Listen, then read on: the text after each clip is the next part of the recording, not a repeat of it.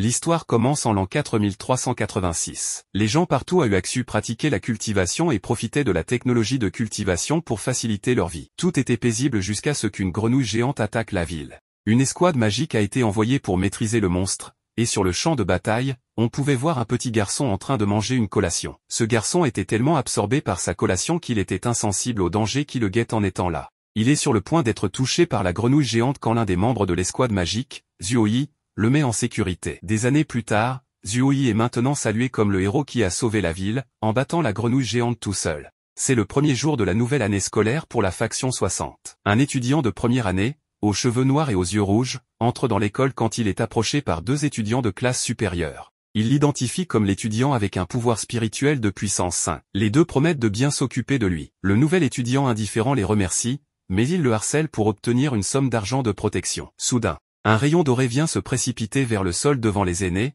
les envoyant tous deux voler. Du toit, une fille souriante réprimande les garçons pour avoir harcelé quelqu'un avec une force inférieure à la leur. Tandis que les autres étudiants stupéfaits l'identifient comme la légendaire fille de l'association de la cascade Uago, Sunrong. Un étudiant lui dit de descendre et Sunrong atterrit gracieusement devant le nouvel étudiant. La fille sourit tout en promettant de façon fantaisiste de protéger le nouvel étudiant. En réponse, celui-ci lui donne de l'argent en remerciement avant de partir. Tant Sunrong que les autres étudiants observateurs sont complètement stupéfaits par le comportement apathique du garçon. Puisque c'est le premier jour d'école, les étudiants de première année doivent subir un test pour déterminer dans quelle classe ils seront. Les étudiants ayant d'excellents résultats feront partie de la classe élite. Pour leur test, ils doivent affronter l'incarnation de la force spirituelle de la grenouille géante et doivent frapper sa tête de toute leur force. La grenouille géante est en réalité scellée à l'intérieur de l'école, et à l'insu de tous. Mais la grenouille profite de l'occasion et absorbe des morceaux de la force spirituelle des étudiants à chaque fois qu'elle est frappée. Il reste encore un peu et elle aura suffisamment de force pour briser le sceau. Parmi les nombreux étudiants qui ont tenté de frapper la grenouille, la plus impressionnante est la fière et gracieuse Sunrong, avec une valeur de force de 2019. Cela déclenche des cris d'admiration. Béni par la beauté, l'argent et le pouvoir. C'est alors au tour du nouvel étudiant dont le nom est Wang Ling. Comme on peut s'y attendre, les étudiants autour de lui sont plutôt sous-estimés après la performance impressionnante de Sunrong.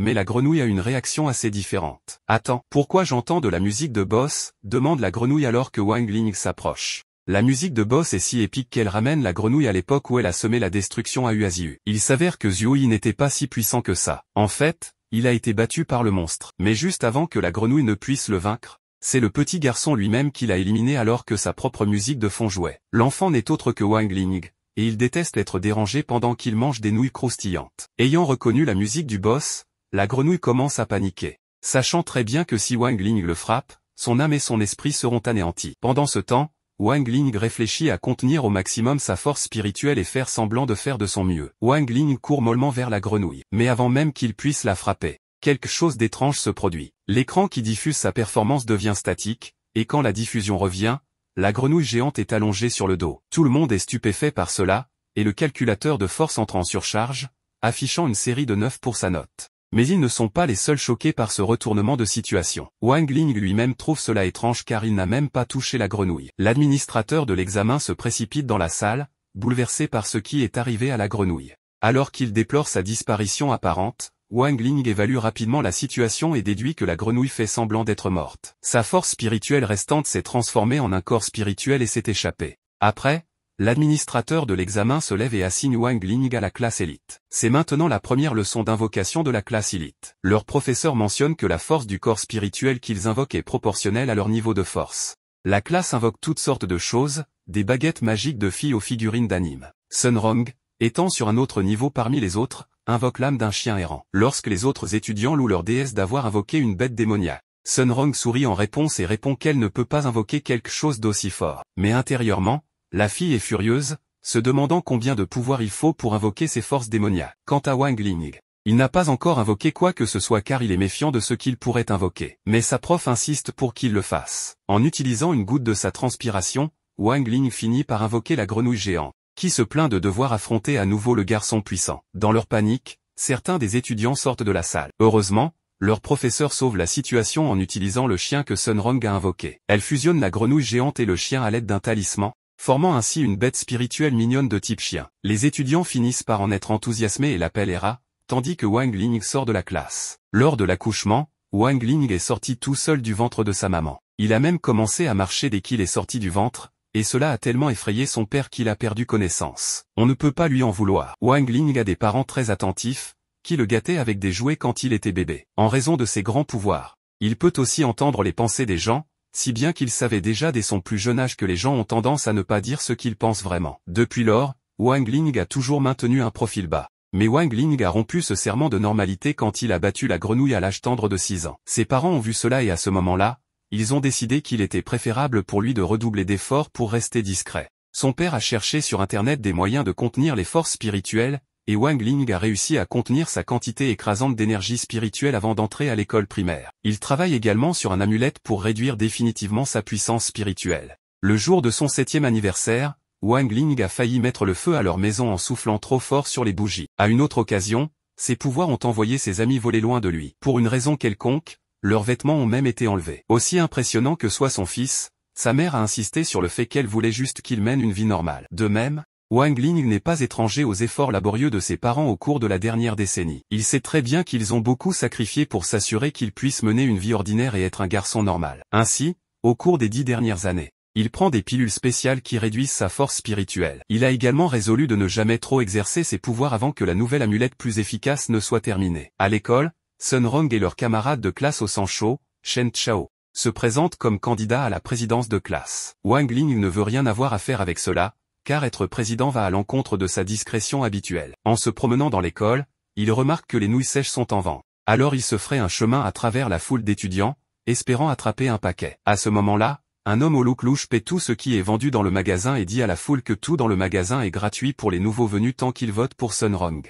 Shen Chao et son ami remarquent cela et proclament que solliciter des votes est de la triche, mais Sun Rong arrive, disant qu'elle ne fait que démontrer ses capacités. Quant à Wang Ling, il ne se soucie que des nouilles sèches. Donc il dit qu'il donnera à Sun Rong 5 votes pour 5 paquets de nouilles sèches. Sun Rong utilise alors l'art de la séduction pour séduire les étudiants et les inciter à voter pour elle. Même son rival, Shen Chao, est sous son charme. En classe, ils discutent des arts anciens de confinement, qui inclut le sort de séduction que Sun Rong a utilisé sur les étudiants. Sun Rong panique et craint que le professeur ait percé à jour ses manigances. Le professeur explique que la séduction utilise des incantations avec des sauts manuels pour projeter la force spirituelle de l'utilisateur sur les autres, les transformant en fans de l'utilisateur. Alors que le professeur discute de cela, Wang Ling se rend compte de ce que Sun Rong a fait plus tôt. Il se souvient qu'il lui a donné une pilule en échange des nouilles sèches, il ne peut donc plus être sous son charme. Il lui fait signe que les nouilles sèches sont délicieuses. Mais Sun Rong comprend mal cela et pense qu'il veut qu'elle consomme la pilule qu'il lui a donnée. Elle le fait, pensant qu'il veut l'aider à être délégué. En même temps,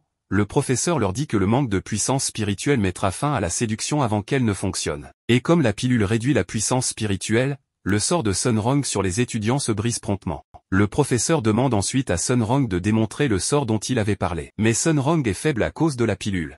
Alors elle finit par trébucher sur une canette. Cela laisse à Wang Ling la responsabilité de démontrer le sort à sa place. Après cela, les élections de classe ont lieu et Shen Chao l'emporte. On dirait que Sun Rong a retenu la leçon. Le jour suivant, les élèves de première année ont leur cours de raffinage de pilules. Chaque étudiant doit apporter son propre fourneau à l'école. Shen Chao, quant à lui, apporte un grand chaudron en cuivre. Il dit que son arrière-grand-père a utilisé le chaudron pour raffiner des pilules dorées de niveau 9. Donc il vise probablement les mêmes résultats. Comme toujours, Sun Rong fait une entrée remarquable à l'école, mais elle n'est pas tout à fait elle-même. La première chose qu'elle fait est d'approcher Wang Ling, qui remarque immédiatement le symbole de séduction sur le dessus de sa tête. Réalisant qu'elle a été affectée par son sort de séduction la veille, il brise rapidement le symbole, et Sun Rong est libéré du sort. En classe, les élèves sont invités à fabriquer des pilules de vitalité. Leur professeur effectue rapidement une démonstration, puis encourage les élèves à fabriquer les pilules par la suite. Sun Rong a apporté une machine de raffinage de sa fabrique familiale, tandis que Wang Ling utilise un four à micro-ondes. En plein cours, le chaudron de Shen Chao explose. Il court hors de la salle en pleurant, disant que son père va sûrement le fouetter. Il faudra environ 7 heures pour que les pilules soient raffinées, alors le professeur fait sortir les étudiants de la salle d'abord pour revenir plus tard. Mais à l'insu de la classe, un méchant sinistre se cache dans les ombres, et ce méchant est Hera. Maintenant qu'il est laissé seul dans la salle, le chien prévoit de manger un des fourneaux magiques des étudiants. Heureusement, Wang Ling arrive juste à temps avant que Hera puisse l'avaler et il le balance hors de la pièce. Toujours perturbé par les dégâts causés à son chaudron, Shen Chao se rappelle comment il a supplié son père de lui permettre d'apporter le chaudron familial à l'école. Pendant ce temps, Wang Ling lave le fourneau de Gohao, qu'il a sauvé du méchant chien. Gohao le voit le tenir et lui demande une explication. Wang Ling explique que Hera a mis le fourneau de Gohao dans sa bouche, alors il l'a sorti pour le laver. Pendant ce temps, un démon mental a déjà pris possession de l'esprit de Shen Chao. Quant à Gohao, il essaie de tirer sur Wang Ling avec sa potion pentatoxique pour avoir touché à son chaudron. Hélas, Shen Chao est celui qui reçoit et absorbe une partie de la potion. Wang Ling tente de guérir Shen Chao avec ses pouvoirs mais Gohao l'arrête et l'encourage à l'aider à fabriquer lui-même un antidote. Bien qu'il pense que les effets de la potion ne sont pas si graves, il finit par céder à Gohao, qui est très dramatique. Pendant qu'il fabrique la potion, Hera s'approche du fourneau pour essayer de le manger à nouveau, mais Gohao déjoue rapidement ses efforts. Cela les amène à apprendre que Hera peut accélérer le processus de chauffage. Wang Ling est surpris d'apprendre cela. Alors Hera arrogant qu'il affirme que son truc est de manipuler les lignes temporelles. Ainsi, les deux garçons mal intentionnés décident d'exploiter le pauvre Hera pour accélérer les choses. En plus d'être utilisé pour ses pouvoirs, Hera est également utilisé comme cobaye par Gohao. Peut-être aurait-il dû simplement laisser Wang Ling l'anéantir après tout. Peu de temps après, leur professeur et d'autres camarades de classe se dirigent vers la salle. Gohao essaie de les retarder, mais échoue. Heureusement, Wang Ling est assez rapide pour cacher Shen Chao, le rendant invisible. L'enseignant inspecte le four de Gohao et trouve une pilule dorée, ce qui lui vaut une note assez élevée. Surpris, Gohao est presque prêt à pleurer car il suppose que Wang Ling a mis la pilule qu'il a fabriquée dans son four. En ce qui concerne Wang Ling, son four a produit une pilule brûlée, ce qui lui vaut une réprimande de l'enseignant. Cela rend Gohao encore plus émotionnel car il pense que Wang Ling a pris la responsabilité à sa place afin qu'il puisse obtenir une meilleure note. Ainsi, Gohao le considère comme son ami pour la vie. Mais en réalité, Wang Ling n'a rien fait du tout. Sa micro-onde a produit une pilule médiocre, et la pilule dorée que Gohao a fabriquée était dans son four pendant qu'il fabriquait l'antidote. Finalement, Shen Chao reprend enfin connaissance. Et Gohao lui raconte qu'il l'a trouvé évanoui par terre d'épuisement, en dirigeant son attention vers le chaudron réparé derrière lui, ce qui fait pleurer Shen Chao de gratitude. Se tournant vers Wang Ling, le garçon en larmes lui donne un câlin passionné. Mais ce que Shen Chao ne sait pas, c'est que son chaudron réparé est entièrement grâce à Hera, qui reste sans remerciement dans tout cela. À la fin d'une autre journée d'école, les élèves commencent à se préparer pour rentrer chez eux.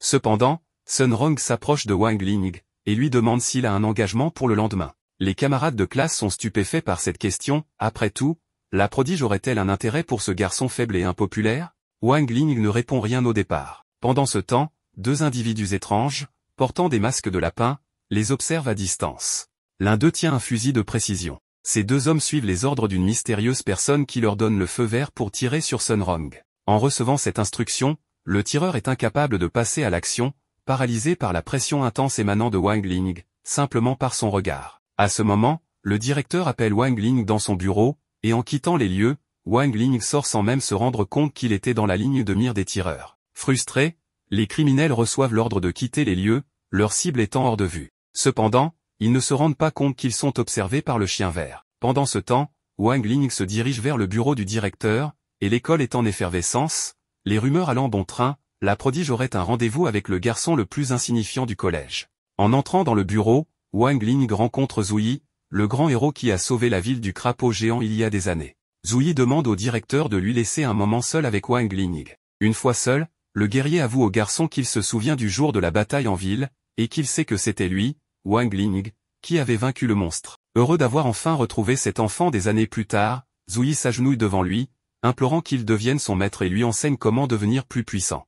Wang Ling, mal à l'aise face à cette situation, utilise un sort de 100% d'oubli. Ce sort fait perdre complètement à la cible la mémoire d'un événement spécifique. Cependant, s'il est mal utilisé, il peut laisser la personne dans un état végétatif. Wang Ling l'utilise avec seulement 50% de sa puissance pour éviter d'endommager son corps. Après qu'une grande lumière bleue s'échappe du bureau, Wang Ling quitte les lieux comme si de rien n'était. Alors qu'il s'éloigne pour manger un snack, le chien vert s'approche et, à travers lui, Wang Ling découvre que les individus masqués étaient bel et bien de véritables criminels. Le lendemain, Wang Ling se réveille et, en ouvrant la fenêtre de sa chambre, il remarque une foule de gardes du corps, et d'autres personnes rassemblées pour attendre sa sortie. Pendant son petit déjeuner, ses parents sont ravis, car Sun Rong, en plus d'être belle, appartient à une famille riche. Elle leur offre même un cadeau, une boîte de pilules rares, utilisée uniquement par les familles de la haute société. Wang Ling et Sun Rong sortent ensemble en ville, mais ils sont toujours surveillés par ces mystérieux individus portant des masques de lapin.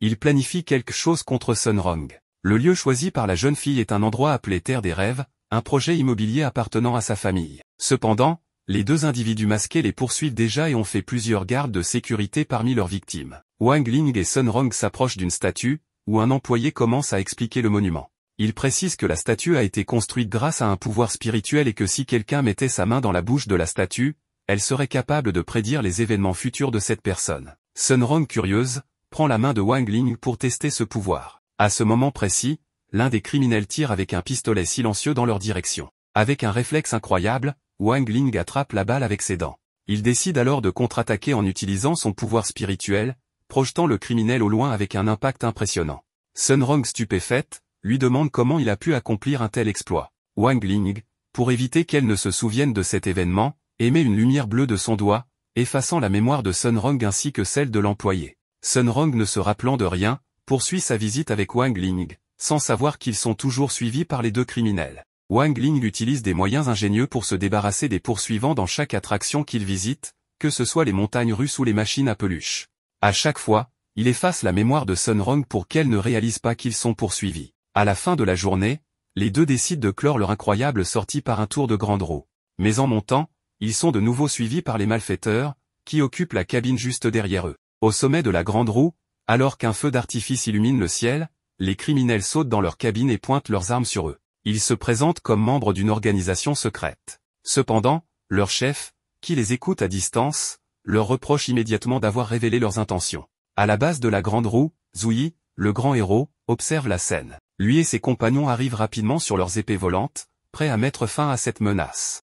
Sun Rong se place devant Wang Ling pour le protéger, mais le jeune garçon, observant la situation, se lève lentement et, avec un geste de la main, projette l'un des criminels au loin avec son pouvoir. Le deuxième malfaiteur, terrifié par l'immense énergie de Wang Ling, est lui aussi projeté au loin.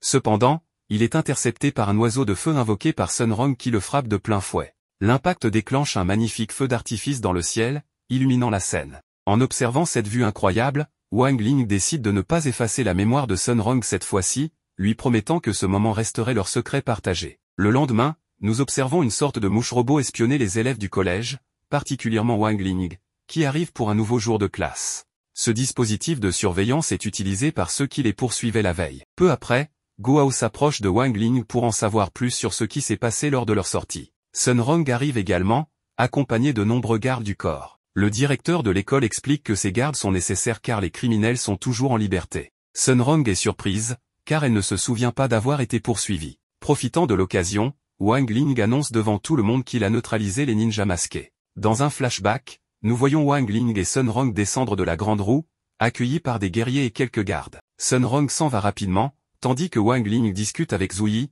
le héros, qui lui confie avoir été impressionné par son incroyable pouvoir. Cependant, Wang Ling utilise son pouvoir pour effacer la mémoire de Zhuyi, modifiant ses souvenirs pour qu'il pense être celui qui a vaincu les criminels. Zhuyi ajoute que le chef de l'organisation ninja est furieux de la situation. En réponse, il renforce la sécurité autour de Sun Rong, installant davantage de policiers et de gardes, et l'emmène dans une salle spéciale protégée par une magie de scellement, empêchant quiconque d'y entrer sans autorisation. Cette salle est si sécurisée que même la mouche espion ne peut y pénétrer sans être détruite. De plus, une équipe spéciale appelée 7 étoiles est déployée, comprenant des tireurs prêts à contrer toute attaque aérienne. Lorsque la cloche sonne, les cours commencent, et Sun Rong et ses amis restent dans la salle protégée. Cependant, un membre de l'organisation criminelle réussit à infiltrer l'école par les souterrains et arrive dans la cour avec une grande facilité. Il se nomme Shu Feng, le troisième ancien de l'équipe marteau. Avec son marteau magique en forme de cuisse de poulet, il met KO plusieurs gardes en quelques secondes, formant une pile de corps. Pour finir avec style, à la manière d'un joueur d'Assassin's Creed, il saute dans une botte de foin et neutralise le dernier garde. Cependant, il remarque qu'il a déjà été repéré par une caméra de surveillance, qu'il détruit immédiatement. Zhuyi, ayant tout vu, prend des mesures rapides pour alerter les gardes. Mais un groupe d'élèves ne semble pas s'en préoccuper et continue tranquillement à échanger des messages sur leur téléphone. Wang Ling, lui, joue à un jeu et reçoit un message indiquant qu'il sera bientôt récompensé par un immense paquet de nouilles croustillantes livrées par drone. Pendant ce temps, les gardes de l'école, en alerte, sont pris par surprise lorsqu'un brouillard vert envahit les couloirs. Au loin, un ninja apparaît, Shu Ying, le deuxième membre de l'équipe marteau, spécialiste des poisons, armé d'une terrible massue. Il invoque un sort de marteau météore, provoquant une explosion massive qui projette les gardes par les fenêtres. Il continue d'avancer dans le couloir mais est surpris par Wang Zukang, l'instructeur du collège. Le professeur lui tire un projectile en forme de croix à grande vitesse, mais Shu Ying parvient à esquiver. Le projectile heurte le mur, provoquant d'importants dégâts. Cependant, ces deux criminels ne sont qu'une distraction, car un troisième membre participe à l'infiltration. Il s'agit de Shu Jian, le chef de l'équipe marteau. Grâce à son pouvoir d'invisibilité, même les guerriers les plus expérimentés ne peuvent détecter sa présence. Patient, il concentre son énergie pour porter un puissant coup avec son gigantesque marteau sur le sceau protégeant la salle du directeur. Pendant ce temps, Wang Ling et ses amis remarquent que le combat entre l'instructeur et le ninja empoisonneur a déjà commencé. L'instructeur, bien que vieillissant, esquive avec agilité les nombreux coups portés par son adversaire. À un moment critique, l'ennemi utilise un sort pour agrandir son arme et l'abattre sur l'instructeur, pensant l'avoir vaincu. Cependant, l'instructeur libère une aura dorée intense qui détruit complètement l'arme géante grâce à une force surhumaine. Il se dirige calmement vers son adversaire pour terminer le combat, mais est surpris par un piège explosif de poison. Heureusement, il recule juste à temps, évitant ainsi tout dommage. Voyant que sa mission de diversion est accomplie, Shu Ying s'échappe. Cependant, dans sa précipitation, il se cogne contre une porte et tombe. Pendant ce temps, Wang Ling sort de la salle pour aller chercher son prix de nouilles. Alors que Shu Ying se relève, il est capturé par l'instructeur. Dans la cour, Shu Feng, qui a déjà neutralisé tous les gardes de la zone, se retrouve face au chien mascotte des élèves. Pensant s'en débarrasser, il tente de caresser l'animal. Cependant, le chien mord ses doigts brutalement. Shu Feng réussit à se libérer en agitant violemment le chien, mais il constate qu'il a été drainé de son énergie et de sa vitalité, son apparence devenant instantanément plus vieille. Le chien se transforme alors en sa véritable forme, un roi crapaud démoniaque. Avec toute sa puissance, il prépare une attaque massive. Shu Feng essaie d'esquiver, mais affaibli, il reçoit l'attaque de plein fouet. L'explosion qui s'ensuit alerte Wang Ling, qui, sur le balcon, reçoit son prix de nouilles instantanées livré par drone. En voyant Shu Feng, il découvre la présence du criminel. Shu Feng, furieux d'être démasqué par un simple garçon, révèle son identité et utilise son gigantesque marteau pour attaquer Wang Ling. Une énergie sans précédent se libère, causant des dégâts dans des endroits éloignés à travers le monde. Lorsque la poussière retombe, Wang Ling apparaît indemne. Non seulement il a survécu, mais il a aussi détruit l'arme de Shu Feng, pourtant classée comme artefact divin. Le criminel s'effondre, inconscient. Le directeur s'approche de Wang Ling pour le féliciter de son immense pouvoir, mais ce dernier utilise à nouveau son pouvoir pour effacer les mémoires, laissant croire qu'il est lui-même le héros. Alors que ses amis arrivent, il retrouve Wang Ling dans les bras d'un prétendu héros, feignant quelques blessures pour parfaire son mensonge. 10 jours après les événements, Wang Ling est chez lui, recevant des soins médicaux grâce à une technologie avancée. Sa mère entre dans sa chambre et lui demande jusqu'à quand il compte faire semblant d'être blessé. Ce matin-là, il reçoit la visite de ses amis, accompagné de quelques mascottes spirituelles. Le groupe, inquiet pour la santé de Wang Ling, propose de lui injecter une énorme seringue contenant un sang spécial censé restaurer son énergie et sa force spirituelle. Pendant ce temps, son ami Chao Shen lui apporte un bracelet envoyé par l'instructeur de l'académie. Ce bracelet représente son prochain examen spirituel, il mesure le pouvoir de chaque élève lorsqu'il est porté. Effrayé par l'énorme seringue et l'expression psychopathe de ses amis, Wang Ling bondit hors du lit, attrape le bracelet des mains de son ami et affirme qu'il va beaucoup mieux. Il annonce qu'il retournera à l'académie dès le lendemain.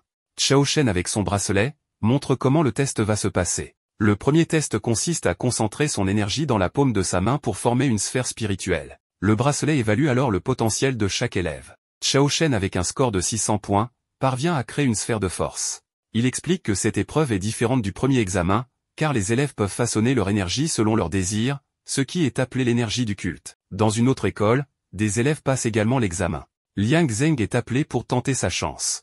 Il concentre toute son énergie dans sa main et développe un pouvoir spirituel basé sur des flammes, atteignant un score de 1950 points. Malgré son effort, ses camarades se moquent de lui, jugeant ce score bien inférieur à la moyenne. C'est ensuite au tour de Tang Jingzi. Lorsqu'il canalise son énergie, une intense aura bleue se dégage de ses mains, terrifiant ses camarades. Son nom grimpe en tête du classement national avec un score impressionnant de 4379 points, surpassant même celui du héros légendaire, Zhu Yi. De retour à l'examen de Wang Ling, son ami Gohao tente également sa chance.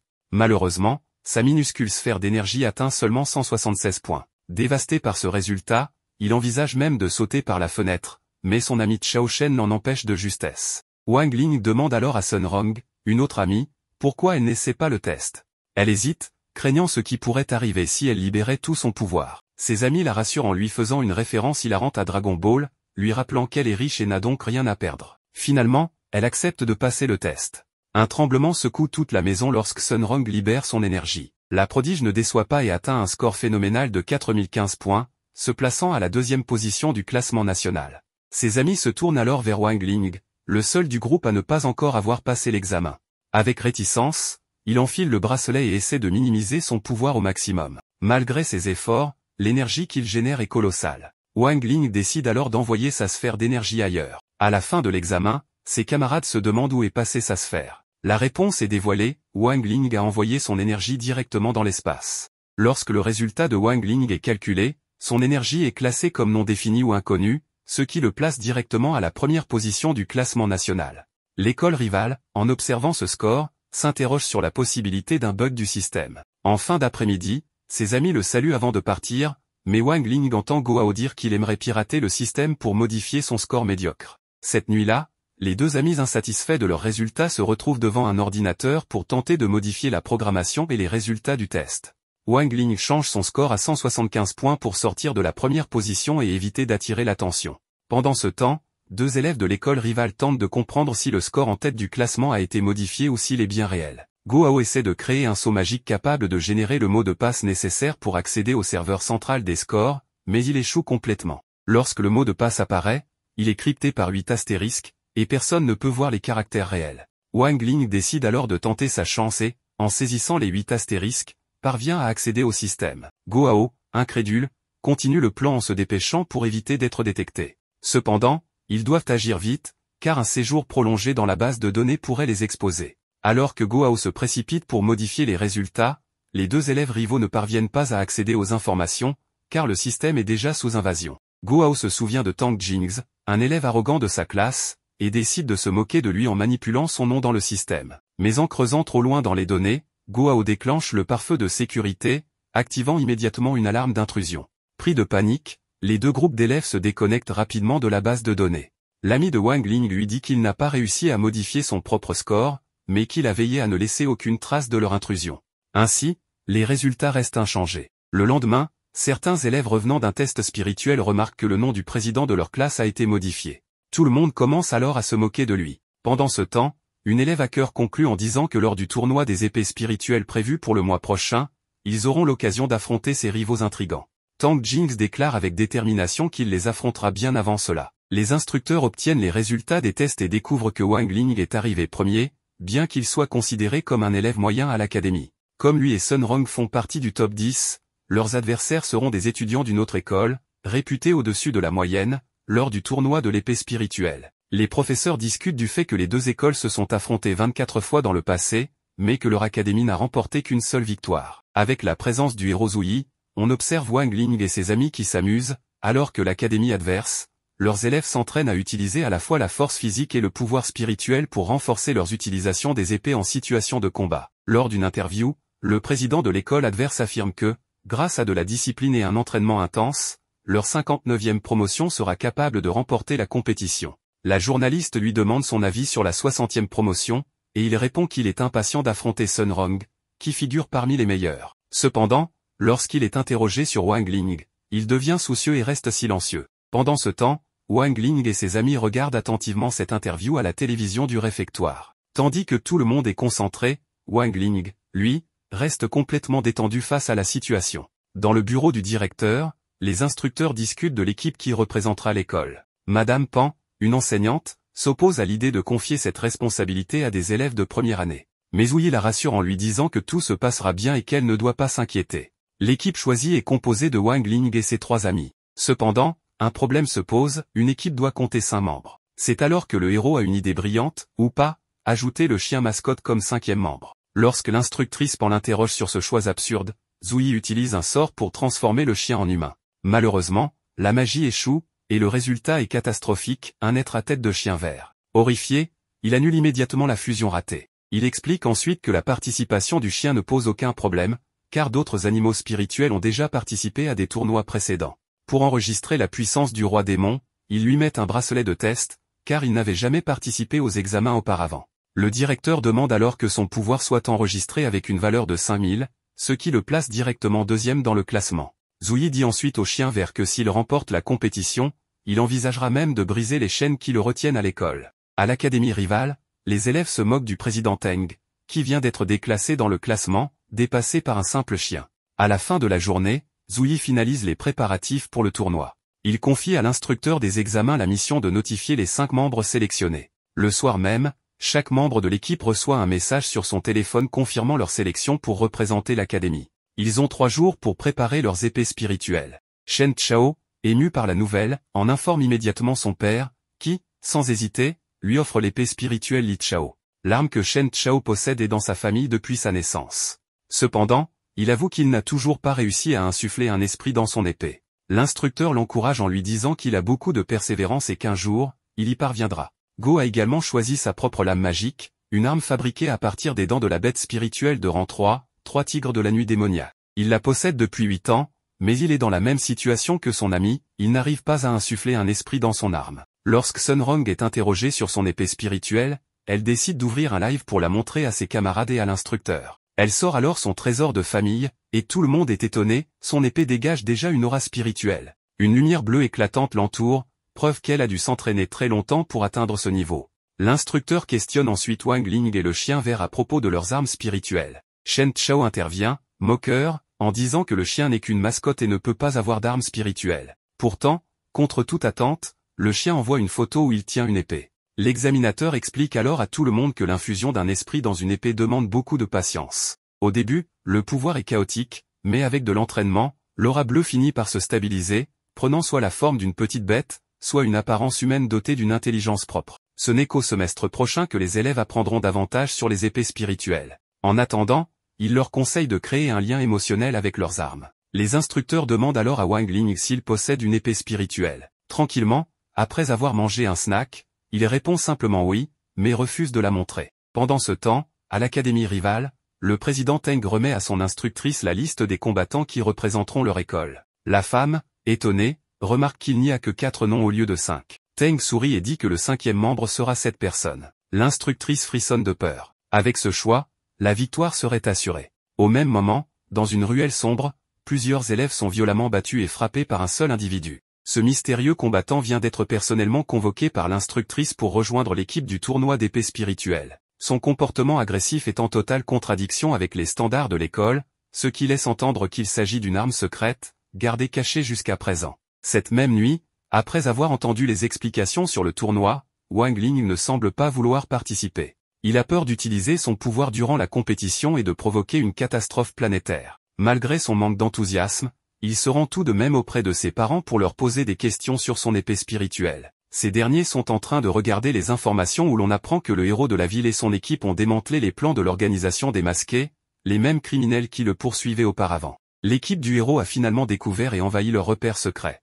Pendant ce temps, Wang Ling monte au grenier de sa maison et y trouve une vieille boîte qui, selon lui, contient son épée spirituelle. Lorsqu'il l'ouvre, une lumière dorée éclatante en surgit. Au même instant, il reçoit un message de son instructeur, l'informant que le lendemain, il devra se rendre au camp d'entraînement. Soudain, un être spirituel en forme de petit moine sort de la boîte. Mais le protagoniste le repousse immédiatement à l'intérieur. Malgré ce contact bref, un sceau doré apparaît dans sa nuque. Le lendemain, Shen Chao et Sun Rong découvrent l'épée spirituelle de Wang Ling. Ils la trouvent très petite et enfantine, mais Sun Rong la trouve jolie. Le chien vert, en revanche, perçoit immédiatement que cet objet minuscule renferme un immense pouvoir. Quant au roi démon, il distingue une danse aura dorée entourant l'arme et le corps du garçon. De son côté, le directeur arrive à l'école, accompagné des 2 instructeurs. Il annonce que la première phase du tournoi durera 5 jours et que les élèves seront logés ensemble. Il remarque alors que Wang Ling n'a emporté aucune valise ni sac. En réalité, Wang Ling ne veut pas participer. Son plan est simple, faire semblant de s'évanouir et dire qu'il a mal au ventre pour être disqualifié. Alors que tout le monde est prêt à partir, le héros de la ville reçoit une information urgente de l'un des membres de son escouade. Il annonce qu'il ne pourra pas accompagner les élèves. Pendant ce temps, quelques mètres derrière leur bus, un véhicule suspect roule discrètement. À l'intérieur se trouve la chef de l'organisation criminelle, qui a un plan pour éliminer Sun Rong une bonne fois pour toutes. Elle croit à tort que c'est le héros de la ville qui déjoue constamment ses plans. Sa nouvelle stratégie est de leurrer les héros à l'aide d'un clone explosif. Elle a conçu une copie parfaite d'elle-même, portant un compteur dans les yeux. Lorsque ce compte à rebours atteindra 0, une gigantesque explosion détruira tout aux alentours. Elle utilise ensuite son clone pour tromper la police. De retour dans le bus, Wang Ling ressent une présence étrange approcher. Cependant, il n'arrive pas à se concentrer, car l'esprit de son épée sort sans son consentement. Une fois arrivés au camp d'entraînement, ils sont accueillis par l'équipe de l'académie rivale. Rapidement, un échange de regards tendus a lieu entre les instructrices. Dans le passé, elles étaient des amies et colocataires, mais elles sont désormais ennemies. L'instructrice 11e se moque de Madame Pan, disant que c'est grâce à l'argent des parents de Sun Rong que leur académie est encore sur pied, ce qui l'énerve au plus haut point. Malgré cela, l'instructrice Pan garde son calme, et demande alors à l'instructrice 11e, pourquoi elle a tenté de recruter Sun Rong dans son établissement. Soudain, elle se fige comme une statuette. Madame Pan remarque aussi qu'au sein de l'équipe rivale, il y a un élève, qui a désobéi aux ordres de l'examen final, maltraité des animaux et a été puni par la police. Pendant ce temps, Wang Ling se concentre sur son plan d'évasion. Il attend le bon moment pour feindre son malaise. C'est alors que l'instructrice de l'école rivale lance un projectile d'énergie. En un instant, le rayon traverse son corps. Voyant une occasion parfaite, Wang Ling s'effondre théâtralement au sol. Grâce à son pouvoir, l'instructrice découvre que le niveau spirituel du garçon n'est que de 5 points. Cependant, au loin, une voiture apparaît. C'est le véhicule de la chef de l'organisation criminelle. Sur le sol, Wang Ling entend l'esprit de son épée lui murmurer que le sceau limitant son pouvoir allait bientôt se briser. À cet instant précis, des marques dorées surgissent de sa nuque, et une énergie colossale explose vers le ciel, créant une pression immense autour de lui. Même la criminelle s'interroge, une divinité se cacherait-elle parmi eux?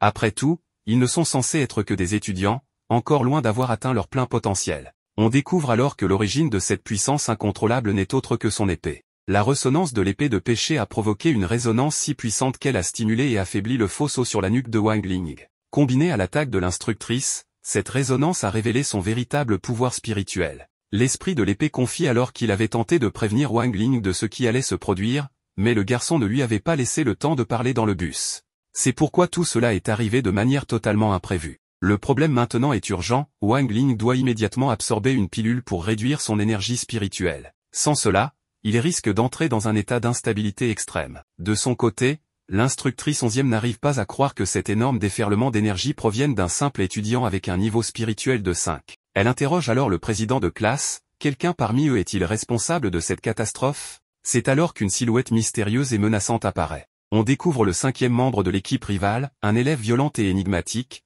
qui a été exclu de l'école pour cause d'excès de violence. Pendant ce temps, le plan du groupe criminel s'est soldé par un nouvel échec. Alors que Zouyi pensait avoir capturé la chef de l'organisation, il se retrouve face au clone piégé, prêt à exploser. Mais dans un ultime instant, l'immortel Zouyi parvient à désamorcer la bombe, empêchant ainsi l'explosion dévastatrice.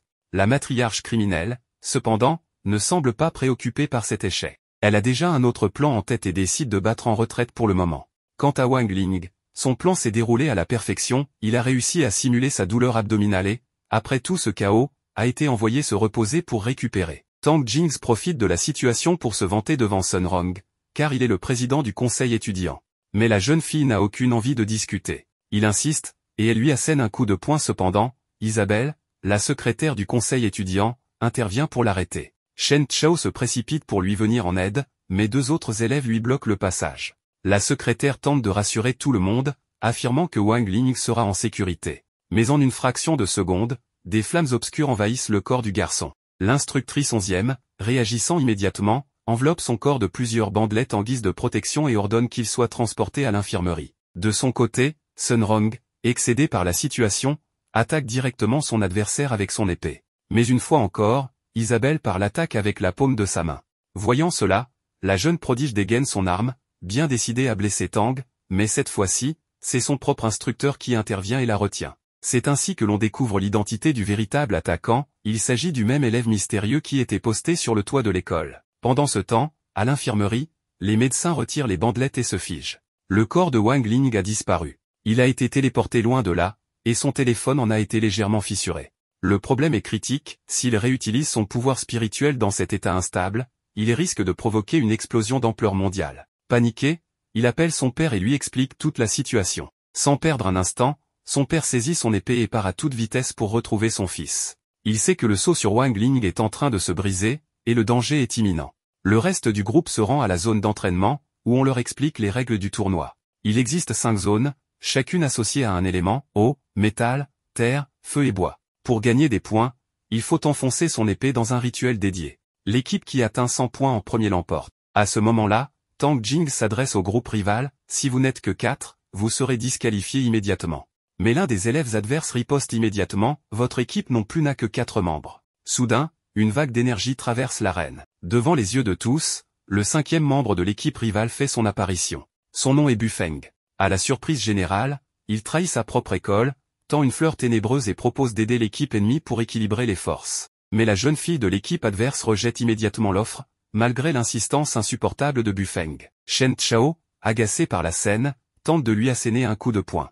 Cependant, une immense barrière d'énergie le repousse violemment, le projetant au loin. Se relevant tant bien que mal, Chen Chao se précipite de nouveau vers son adversaire. Mais cette fois-ci, il est accueilli par une pluie de coups à une vitesse inhumaine. Finalement, il est violemment écrasé contre le sol. Malgré la douleur, Chen Chao ne renonce pas. Se remémorant les enseignements de son père, il se relève, son corps entouré d'une aura rouge écarlate, et charge de nouveau. Mais Bu Feng l'arrête d'un seul geste. Il lui dit qu'il va lui arracher un bras d'une simple pression. Sans prévenir, il saisit fermement la main de Chen Chao et l'écrase, avant de le projeter brutalement contre une porte. Mais au dernier moment, Wang Ling surgit et intercepte Chen Chao en plein vol. L'instructrice Pan, observant la scène, est déconcertée par cette énergie inconnue. Son collègue lui explique alors, ce que tu vois là, c'est l'énergie négative. Sa seule fonction est de tout détruire et de tout dévorer. Même le chien spirituel, familier de Wang Ling, intervient. Wang Ling possède en lui cette énergie négative. Si jamais son sceau venait à se briser, alors ce monde ne pourra jamais échapper à la catastrophe qui s'ensuivra.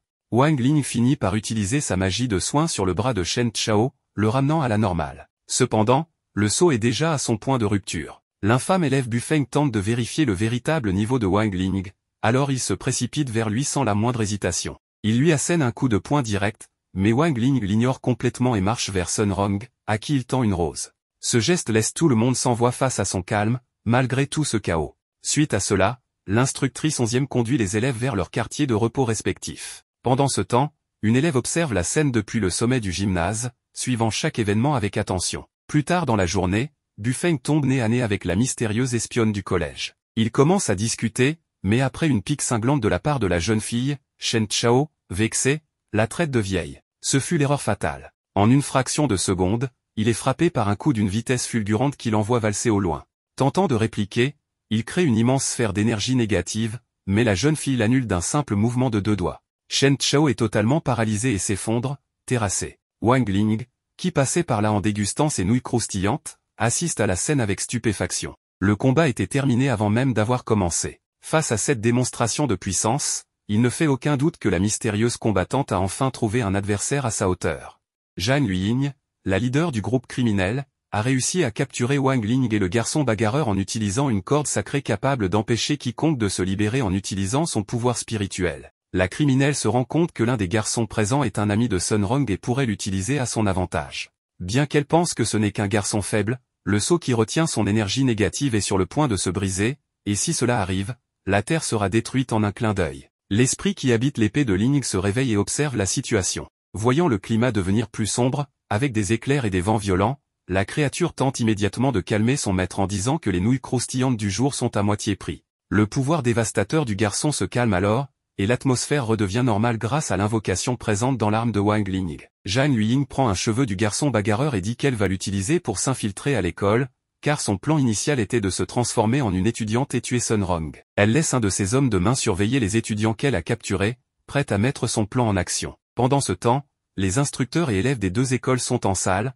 participant à une petite réunion, quand Bu Feng ouvre désespérément la porte et dit à tout le monde que Ling a été kidnappé. On voit ensuite les garçons attachés près d'un poteau, et le protagoniste est attaché à une structure en bois qui ressemble beaucoup à une croix. Le garçon bagarreur, le criminel, qui pensait déjà depuis longtemps rejoindre un ennemi, dit que s'il était détaché de cet endroit, il raconterait tout ce qu'il sait au groupe de criminels. Le sbire répond que seule la chef est capable de lever ce sort. Le garçon, déjà impatient, dit que ce vieux n'était bon qu'à être chauffeur et n'avait aucun pouvoir pour faire partie de cette faction. À ce moment, ce même vieil homme, apparemment inoffensif, libère un puissant rayon près des pieds du jeune homme qui traverse tous les étages de l'école pour atteindre le sol. En quelques secondes, l'esprit de l'épée dit que ce chauffeur a un pouvoir colossal, et même cela n'est pas encore sa pleine force. Dans la salle de réunion, la chef du gang, qui avait l'apparence de Bu Feng, raconte toute l'histoire de l'enlèvement de Ling par les ennemis. Le héros présent confirme que tout cela fait partie du plan de la criminelle. Le président du conseil des élèves demande à son assistante de localiser le pouvoir de Wang Ling,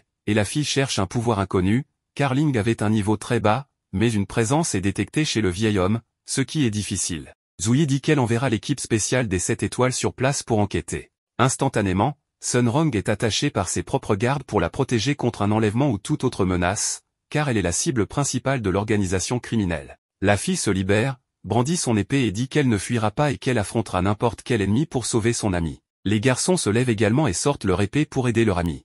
Ils se joignent aux gardes pour secourir Wang Ling. La structure ordonne au président et à son groupe d'accompagner les autres élèves pour observer les compétences de leurs adversaires et, si nécessaire, les aider de toutes les manières possibles. À ce moment-là, on voit le vieil homme danser sur le toit du bâtiment. Le garçon bagarreur tente d'appeler le protagoniste mais se rend compte qu'il est en train de dormir. Après tout, dans cette situation, il ne pourrait pas participer au tournoi. Le vieux criminel ressent la présence de personnes s'approchant, et Bufeng, dans une situation désespérée, commence à crier à l'aide, mais il est immédiatement mis hors de combat par un coup de pied si puissant de la part du sbire qu'il tombe au niveau inférieur. Sun Rong se rapproche de l'ancien bâtiment avec ses amis et gardes. En arrière-plan, les membres de l'équipe du garçon bagarreur remarquent qu'il agit de manière étrange. À partir de ce moment-là, ils commencent à les observer de loin.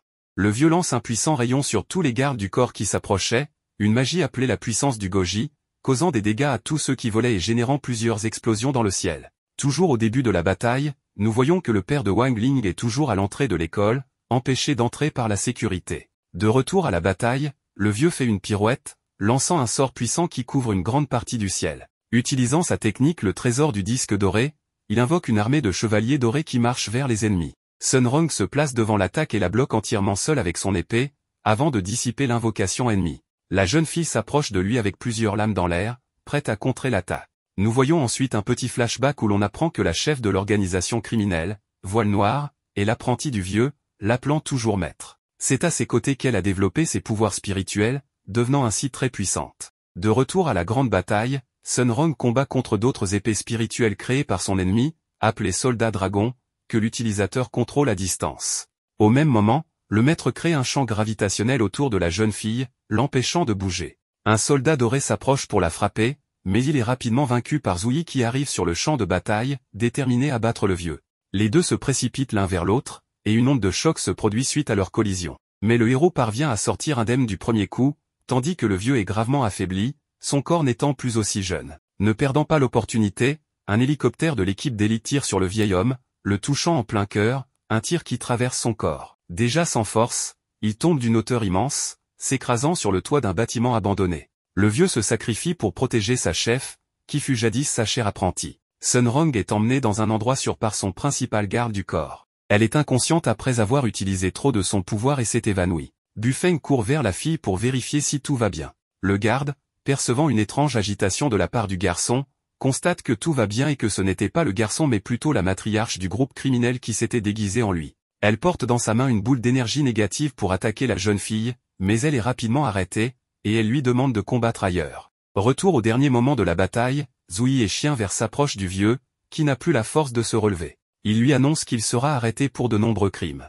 Le vieux tente de dire ces derniers mots, mais ne réussit pas, préférant utiliser le reste de son énergie pour se faire exploser. Wang Ling est enfin sauvé par l'équipe d'élite, mais il cache le véritable Bufeng au fond d'une vieille salle de classe, demandant à sa créature spirituelle de le protéger toute la journée et de ne pas le laisser fuir. Ainsi, le tournoi sera annulé, et il n'aura pas à y participer. Le lendemain, Wang Ling réalise que son plan a échoué misérablement, car le garçon se trouvait à la cérémonie d'ouverture de la compétition, alors qu'en réalité, il s'agissait encore de Zhang déguisé, avec l'intention d'éliminer Sun Rong. Le protagoniste ne comprend pas cette situation, mais garde un œil sur le supposé élève. À l'ouverture, tous sont obligés de ramasser leur téléphone, recevant à la place un appareil de communication pour parler pendant le tournoi. Le représentant de la compétition explique que, grâce à leurs épées spirituelles, les participants pourront marquer des points à chaque hôtel. L'élève devra rester au moins 10 secondes à l'endroit désigné pour commencer à marquer. Il explique aussi qu'il y a une limite de vol de 5 mètres pour les manœuvres aériennes et que l'ensemble du lieu sera entouré par une barrière de protection, de sorte qu'il n'y a pas à s'inquiéter. Les étudiants commencent à être transportés vers l'arène à travers un énorme cristal, et lorsque Wang Ling est sur le point de partir pour l'endroit, il aperçoit son père courant et criant dans sa direction, mais il est ensuite envoyé avec ses compagnons.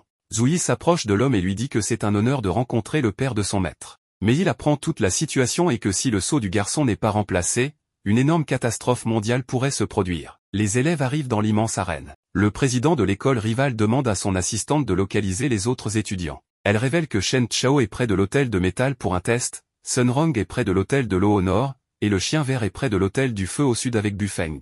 Le groupe de la 59e académie est situé au centre, près de l'hôtel de la Terre. Ils déduisent donc que Wang Ling est probablement sur l'hôtel de bois à l'est. Un des participants, en apprenant cela, court vers le garçon faible, pensant que ce sera plus facile de le vaincre. Théoriquement. Malgré la détection des positions des autres, il restait encore la localisation de Go. Cependant, ce qu'il ne savait pas, c'est que Go écoutait déjà l'explication depuis le début. Le garçon était caché derrière un pilier de terre, mais sa présence est rapidement détectée. Son corps est percé par l'épée de Tang Jingzi. Finalement, ce n'était qu'un clone de terre. Le garçon s'enfuit alors et se cache dans un arbre. Il a été sauvé par un des seaux de substitution qu'il avait acheté avant le début du tournoi. Un message vocal est diffusé et tout le monde apprend que la 59e Académie a déjà conquis l'hôtel de la Terre. Pour ne pas se laisser distancer, Shen Chao se dépêche de conquérir un hôtel le plus vite possible. En approchant de l'hôtel de métal, le garçon est accueilli par un vent violent, accompagné de nombreuses feuilles jaunes qui le blessent légèrement. La fille chargée de le vaincre arrive peu après et utilise sa magie du royaume de la toile,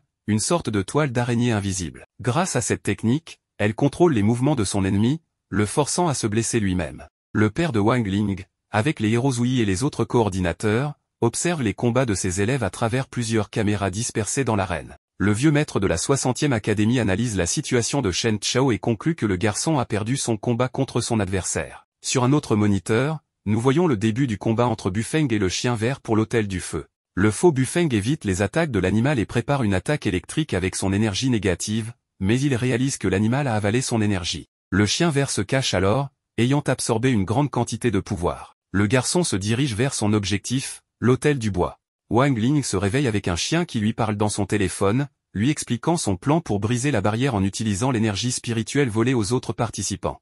Lorsqu'il se lève, il se retrouve face à Liang Fei, qui se prépare à l'attaquer. Mais il est interrompu par Go, qui utilise son attaque haute énergie. Les deux commencent alors à se battre à grande vitesse avec leurs épées. Au nord, Sun Rong se précipite pour capturer l'hôtel de l'eau, mais elle est surprise par une attaque de Tang Jingzi. La fille réussit à esquiver et invoque immédiatement son esprit d'épée. L'adversaire arrive avec sa propre invocation. La prodige, en colère, lance son attaque contre son ennemi, transformant son arme en un énorme monstre aquatique. Le président de l'école ordonne à sa propre créature d'attaquer aussi, lançant une puissante coupe avec sa katana contre le serpent marin, le détruisant. Après une énorme collision, un autre message vocal est diffusé, indiquant que Bufeng a conquis l'hôtel du feu et que la fille combattant Shen Chao a également marqué des points à l'hôtel du métal. Ainsi, la 59e Académie est en tête avec 4 points. Sun Rong entre en position de combat, prend son épée et utilise sa technique, la danse de l'eau, où elle attaque avec plusieurs lames d'eau. Mais le garçon active sa capacité spéciale, souffle de neige, transformant tout l'environnement aquatique en glace. La fille avance vers son adversaire, échangeant des attaques avec la créature spirituelle de Tang Jingzi. La prodige se rend compte qu'elle est désavantagée en termes de force et, pour empirer la situation, elle est surprise par une attaque surprise de Bufeng, qui la frappe au bras avec une sphère d'énergie négative. À ce moment-là, coincés et sans issue, tous ceux qui sont présents sur le champ sont surpris par une violente rafale de vent, qui brise une grande partie du champ de glace. La prodige profite de la situation et s'enfuit en nageant hors du champ de bataille. Tang Jingzi, qui ne sait pas qui il est vraiment, lui propose son aide pendant le tournoi en échange d'une récompense. Le président demande ensuite au garçon fort d'aller après la fille, tandis que lui prend l'hôtel de la 59e Académie. Le compte à rebours commence pour prendre le dernier hôtel, et lorsqu'il s'apprête à recevoir un bonus de vitesse, l'arène de bois est dominée par la 60e Académie. Sun Rong entend sur son téléphone Go dire que Wang Ling s'est fusionné avec le chien vert, prenant ainsi la base. Durant la lutte pour l'hôtel de bois, le protagoniste était assis par terre, observant le combat de son ami contre Liang Fei, lorsqu'il perçut la présence du chien trotteur dans les buissons alentours. Wang Ling ne supportait plus de contenir toute cette force, et un sentiment qu'il n'avait jamais ressenti commença à apparaître. À ce moment-là, sa barrière fut rompue, libérant une dense quantité d'énergie négative. Le chien spirituel en profita pour courir vers le garçon, le mordant au cou pour dévorer toute cette énergie, mais cela était une ruse de Wang Ling pour attirer le chien par l'énergie et ainsi pouvoir réaliser sa technique de fusion. Avec leur corps connecté, Wang Ling pourrait utiliser un peu plus de sa force, le chien trotteur servant de limiteur. Liang Fei profita de la situation et tenta d'attaquer le garçon, mais lorsqu'il toucha son doigt, son arme fut détruite en plusieurs morceaux. Ensuite, avec un simple toucher de main sur son épaule, il fut projeté loin, comme s'il avait été frappé par un camion roulant à grande vitesse. Après la fusion, Wang Ling utilisa le chien vert comme un capuchon qui enveloppait toute sa tête. Le garçon se dirigea alors vers l'hôtel du feu et le captura immédiatement avec une vitesse incroyable. Puis, il se rendit vers l'hôtel de métal. Les élèves du groupe de la 59e ne comprenaient pas cette situation et découvrirent que le pouvoir du garçon, apparemment faible, était étonnant. Il ordonna à Bufeng de protéger l'hôtel de la terre situé au centre de l'arène et demanda à Liang Zheng de récupérer l'hôtel du feu le plus rapidement possible. Le président réfléchit ensuite, estimant que Wang Ling, bien qu'extrêmement puissant à ce moment, aurait un désavantage avec un membre en moins, puisque le chien faisait partie de lui. Il élabora donc une stratégie de rotation des hôtels où le score serait toujours de 4 contre 1, concluant que c'était la seule chance pour la 60e académie de marquer des points. Isabelle fut envoyée vers l'hôtel de bois pour rencontrer le garçon, tandis que le groupe surveillait constamment la position de la superfusion de Wang Ling. L'incroyable fusion arriva à l'hôtel de métal, et le corps inerte de Shen Chao fut observé. Le garçon expliqua tout à son ami, et ils marquèrent un autre hôtel pour leur équipe, prenant la tête du classement pour la première fois.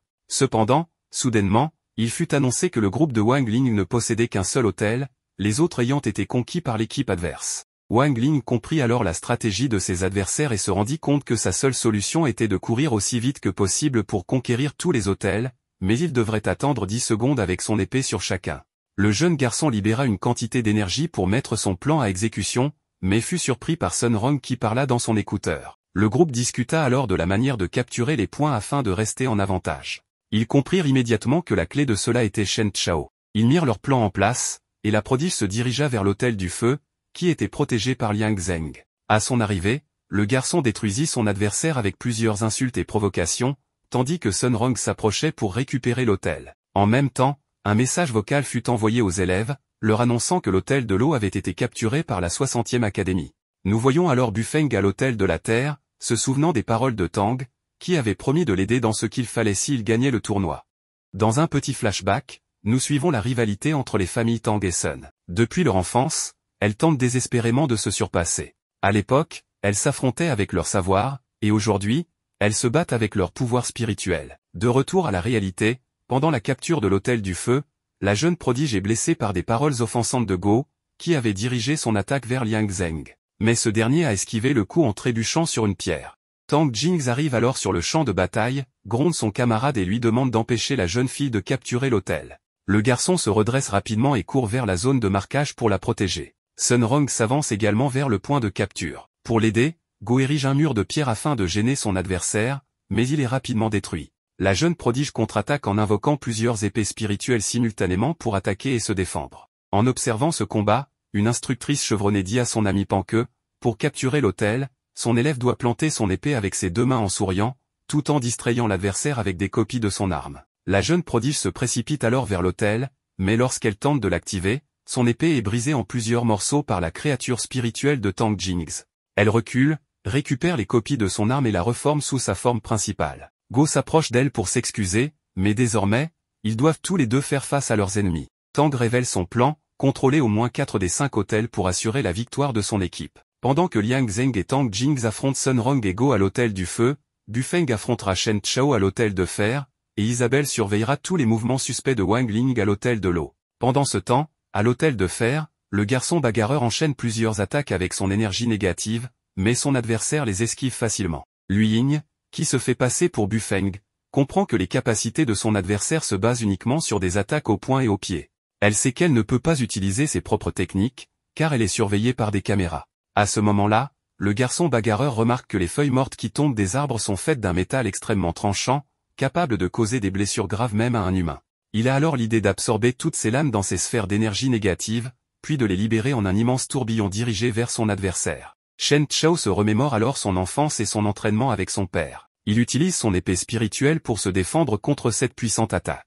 Malgré sa défense impressionnante, il est touché par de nombreuses feuilles et finit par être blessé au bras. Voyant cela, Bufeng augmente la densité de son pouvoir, impressionné par la capacité de son adversaire à résister à une telle force. Pendant ce temps, à l'hôtel du feu, Sun Rong dit à son camarade de rester en retrait, affirmant qu'elle allait se battre seule. Bien qu'hésitant, il obéit et garde ses distances pour observer le combat. Sun Rong fonce férocement vers Tang Jings, mais la créature spirituelle de ce dernier bloque son attaque. Les deux épées s'entrechoquent violemment, créant un puissant choc qui se propage dans tout l'espace environnant. Go tente de libérer l'esprit scellé dans son arme. Ses parents lui avaient dit que le pouvoir qui résidait dans cette lame pouvait détruire le ciel et la terre. Cependant, l'invocation de cet esprit est extrêmement difficile, et il n'aura qu'une seule chance pour réussir. Pendant ce temps, à l'hôtel de l'eau, Wang Ling est constamment surveillé par Isabelle. Pourtant, le garçon reste immobile, ne montrant aucune intention d'agir pour le moment. À l'hôtel de fer, Shen Chao est agenouillé, s'appuyant sur son épée après avoir subi une attaque dévastatrice. Épuisé, il agrippe désespérément le bras de Bufeng, tentant de l'empêcher de capturer l'hôtel. Cela met Bufeng en colère et il tente de l'éliminer en utilisant l'énergie négative. Voyant la dangerosité de la situation, le père de Wang Ling recommande au prof d'arrêter le combat, mais la prof lui dit qu'il n'y a pas de danger. Du côté de Sun Rong, elle est dépassée par la situation. Pendant ce temps, Shen Chao tente par tous les moyens d'arrêter Bu Feng, mais il est rapidement piétiné par le garçon bagarreur, qui achève son assaut par un coup de pied si puissant qu'il envoie Shen Chao voler au loin. À ce moment-là, Isabelle avertit Tang Jings que deux énergies colossales sont en train d'augmenter rapidement à l'hôtel du feu et à l'hôtel de fer. Shen Chao se relève alors, ses deux bras entourés d'une aura spirituelle dorée qu'il possède depuis son enfance. Sans hésiter, il fonce sur le garçon bagarreur pour l'empêcher de marquer des points. Pendant ce temps, à l'hôtel du feu, l'esprit de l'épée de Go est enfin libéré, une immense phénix de feu surgit derrière lui, prête à attaquer. Mais pour invoquer cette créature, une condition spécifique doit être remplie, un sacrifice est nécessaire. Sun Rong, comprenant cela, offre son épée en guise de tribut afin de permettre à son ami d'accomplir l'invocation. À cet instant, une gigantesque explosion secoue l'hôtel du feu. Grâce à l'aide de son camarade, la jeune prodige parvient enfin à capturer l'hôtel. Au milieu de ces déchaînements d'énergie, Wang Ling surgit de l'hôtel de l'eau et fonce pour marquer rapidement à l'hôtel du bois. De retour à l'hôtel de fer, Shen Chao parvient à repousser Bu Feng et capture immédiatement la zone avec son immense pouvoir. Le garçon bagarreur, en voyant toute cette situation, sent une rage incontrôlable monter en lui. Cette colère libère une puissance si écrasante que son déguisement vole en éclats, révélant ainsi sa véritable apparence à tous. Soudain, la voix annonce que la 60e Académie a pris le contrôle de l'hôtel de feu, ce qui surprend les professeurs. Isabella reste complètement confus face à la situation, car l'hôtel du feu est à la charge de Tang Jings. Cependant, la jeune fille observait tout cela depuis le début, depuis l'hôtel d'eau. Voyant la situation, la jeune fille tente d'aller aider les autres, mais soudain, ils perdent un autre hôtel. À ce moment-là, on nous révèle que le plan a été établi par Sun Rong, qui, pour obtenir la victoire, a demandé au garçon d'annuler la fusion avec le chien vert et d'aller à l'hôtel du bois. Ainsi, la jeune fille qui l'espionnait ne pourrait pas le suivre, car son pouvoir spirituel était très faible, laissant uniquement le crapaud trotteur à l'hôtel d'eau sous sa forme semi-humaine. De cette manière, il trompait son adversaire tout ce temps. Le roi démon savait aussi où elle se cachait grâce à l'habileté de la fille à manipuler l'énergie en toile. La jeune fille se trouvait dans une situation de désavantage total, car son pouvoir n'affectait que les humains. Go, qui était aux côtés de Sun Rong, dit à sa compagne de se séparer pour aider à capturer les autres hôtels. Le garçon se dirige alors vers l'hôtel du métal pour savoir ce qui est arrivé à son ami Shen Chao et demande à Sun Rong d'aller rejoindre Wang Ling à l'hôtel de la Terre. À ce moment-là, le père du protagoniste observe son fils à travers les caméras. Même s'il est proche d'une probable victoire, il est anxieux, car avec tout ce qui s'est passé pendant le tournoi, son fils risque de perdre le contrôle de ses émotions et de libérer son véritable pouvoir. On suit alors la triste trajectoire de Wang Ling depuis son enfance. À cause du sceau présent sur son corps qui contenait son énergie dévastatrice, il devait toujours contrôler ses émotions pour ne provoquer aucun accident.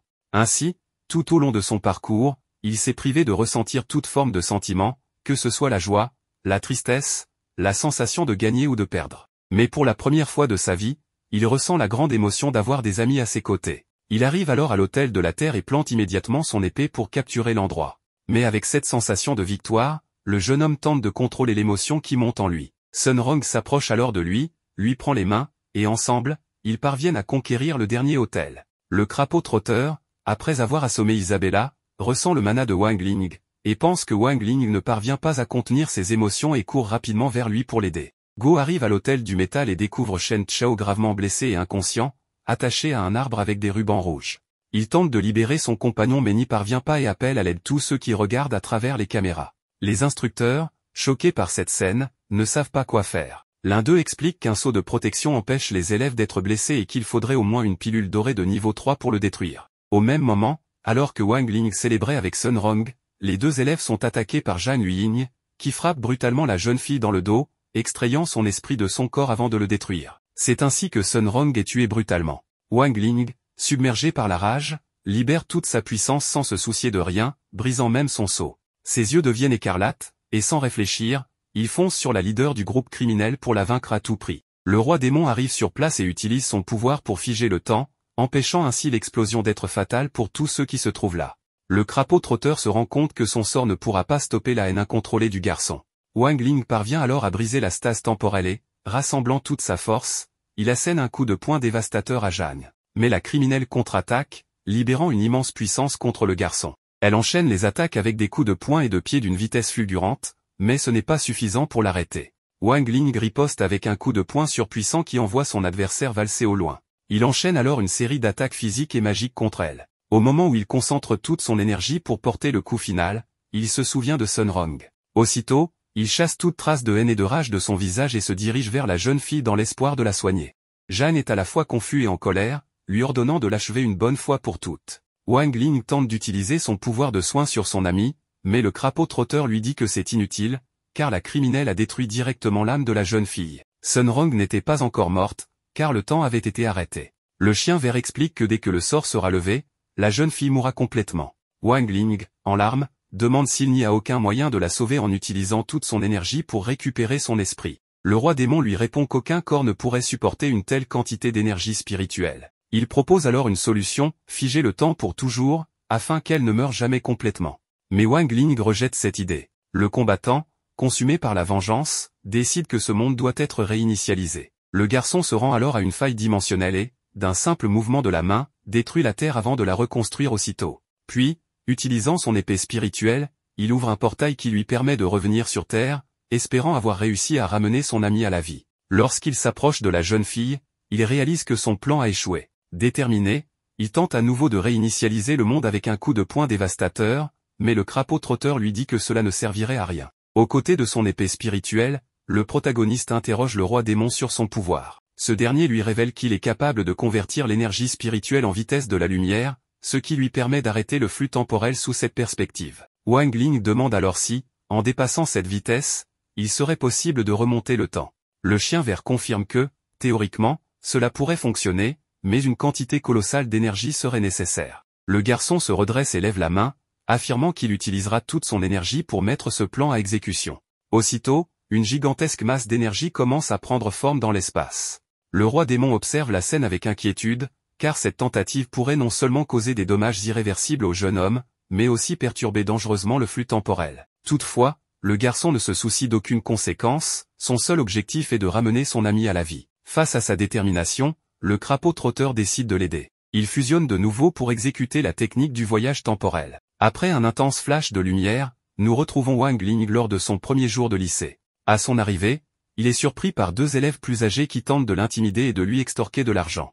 Mais cette fois, Shen Chao et Go interviennent et donnent une bonne leçon aux brutes. Déconcerté, le garçon leur remet un billet en guise de remerciement, sans trop comprendre pourquoi il agit ainsi. Plus tard, en cours de magie, les élèves apprennent la technique de contrôle appelée impression fausse. À ce moment-là, le protagoniste confond une camarade de classe avec son ami disparu. Sur le chemin du retour, après les cours, Wang Ling aperçoit une limousine. Il court immédiatement vers elle, espérant y retrouver quelqu'un d'important. Mais, en s'approchant, il découvre que les passagers ne sont autres que Tang Jings et son amie Isabella. C'est alors que nous apprenons que ce monde paisible dans lequel le protagoniste évolue a été créé grâce à la fusion de ses pouvoirs et de ceux du crapaud trotteur. Cependant, cette nouvelle réalité absorbe progressivement l'énergie de l'ancien monde, menaçant ainsi de le détruire entièrement. Au même moment, nous sommes transportés dans le royaume souterrain où le grand roi des enfers juge les âmes des défunts. Ses serviteurs lui apportent l'esprit de Sun Rong. Alors qu'il tente de résoudre ce problème, la jeune fille s'éveille soudainement dans le royaume des morts. Les entités présentes s'efforcent de la calmer,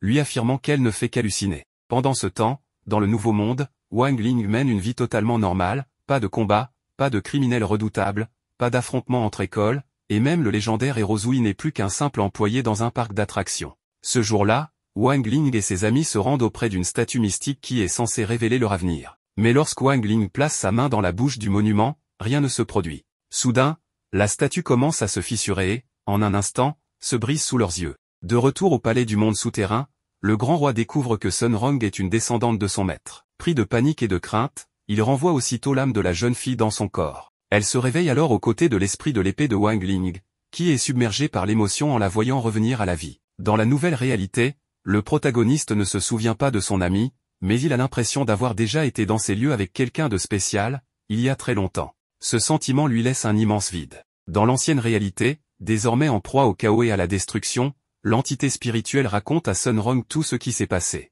Elle réalise alors que Wang Ling a sacrifié tant d'efforts uniquement pour la ramener. Elle demande alors comment restaurer le monde d'origine. L'esprit lui explique que Wang Ling est entré dans un état de transe absolue, devenant ainsi le dieu créateur d'une nouvelle réalité. La seule façon de réparer les choses est de le réveiller et de détruire ce monde artificiel. L'esprit protecteur reprend alors sa forme d'épée, et Sun Rong la brandit avant de foncer vers le noyau énergétique où se trouve Wang Ling. Elle esquive de puissants éclairs qui ravagent la zone et, au moment décisif, parvient à planter l'épée dans l'essence spirituelle de son ami, le tirant ainsi de cette illusion. Aussitôt, nous sommes projetés à l'instant où Shen Chao vint Zhang Yueying sur l'autel de métal.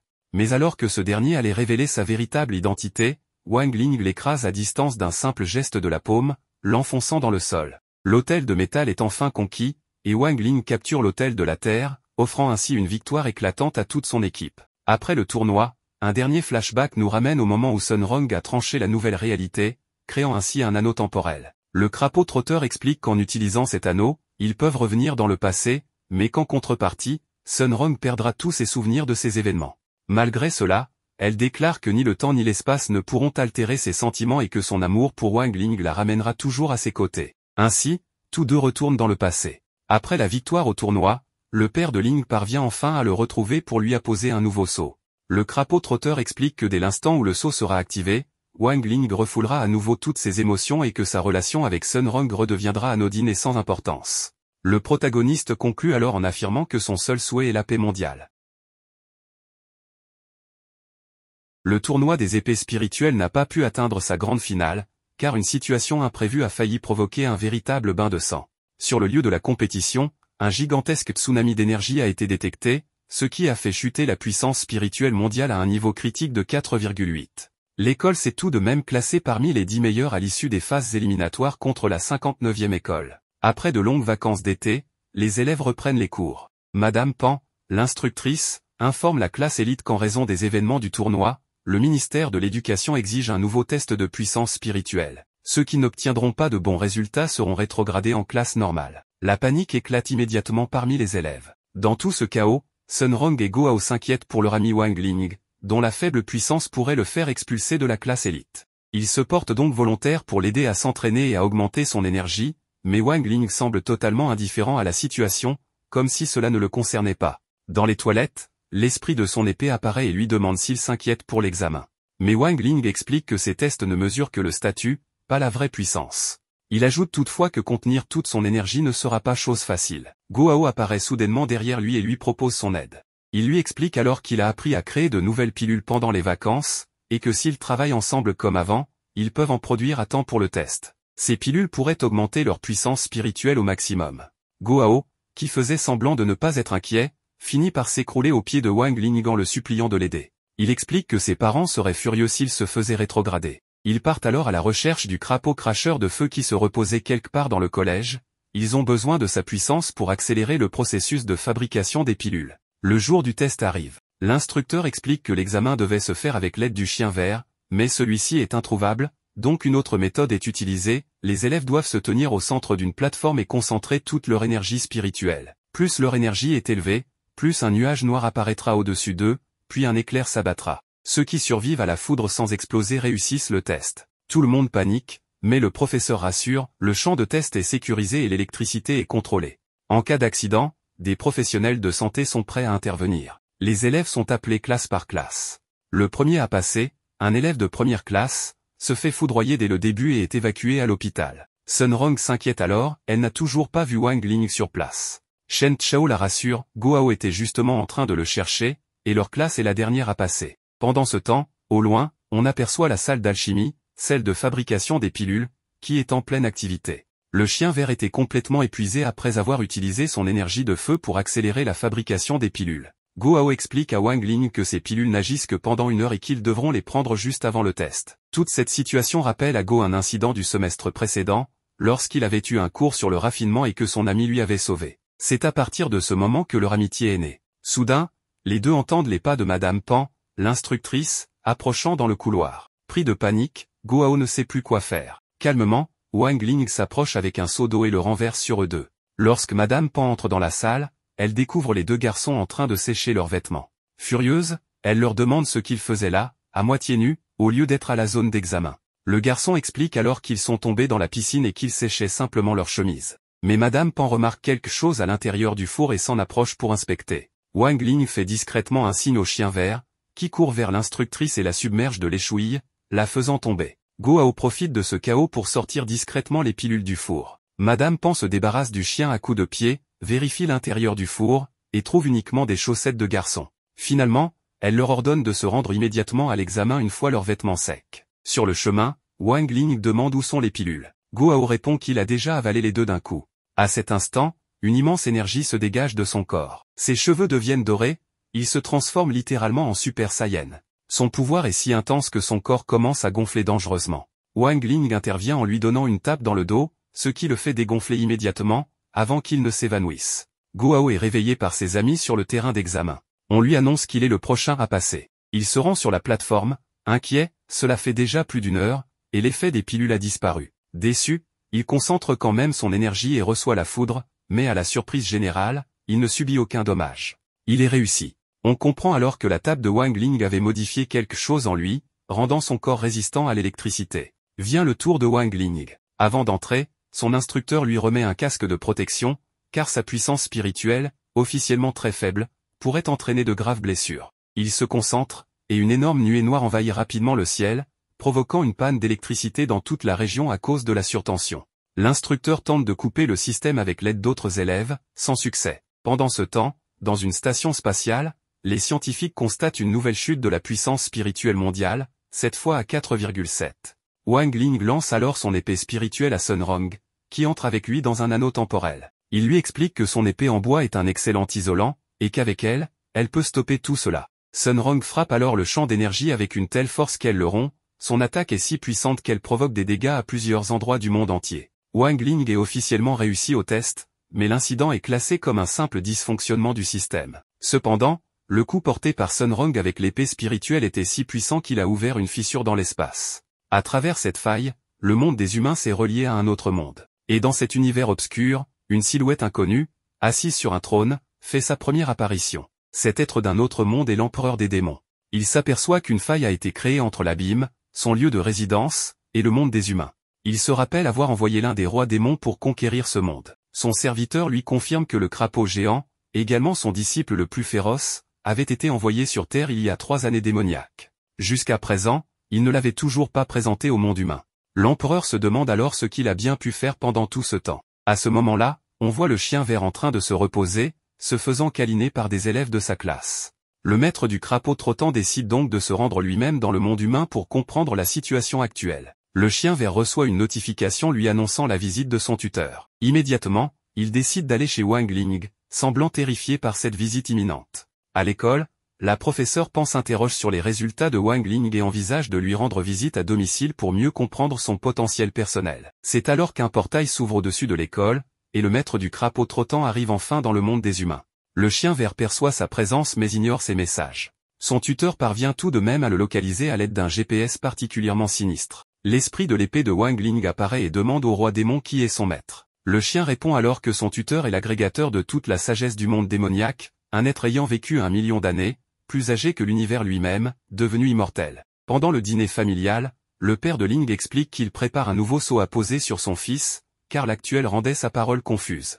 En fin de journée, le garçon est prêt pour recevoir ce nouveau sceau. Avec l'aide du crapaud trottant, son père commence le processus, le retrait de l'ancien sceau se déroule avec succès. Cependant, quand le roi démon implante le nouvel objet censé sceller l'énergie de Wang Ling, il le place à l'envers. Le résultat est immédiat, le garçon commence à parler une langue totalement incompréhensible. Le père, surpris, interroge le chien vert sur la position correcte. Celui-ci répond qu'il est daltonien, ce qui explique l'erreur. Une immense quantité d'énergie commence alors à émaner du corps de Wang Ling, et son père, impuissant, accepte ce qui semble être la fin de l'univers. Mais soudain, le crapaud trottant bondit sur le cou du protagoniste et avale toute cette puissance, devenant totalement épuisé. Pendant ce temps, le maître du roi démon laisse derrière lui une trace maléfique sur son chemin pour retrouver son élève fugitif. À la fin de cette journée, l'instructrice Pan arrive chez Wang Ling pour la visite à domicile. Le garçon surprend tout le monde en saluant sa professeure avec une voix forte et claire, parlant normalement.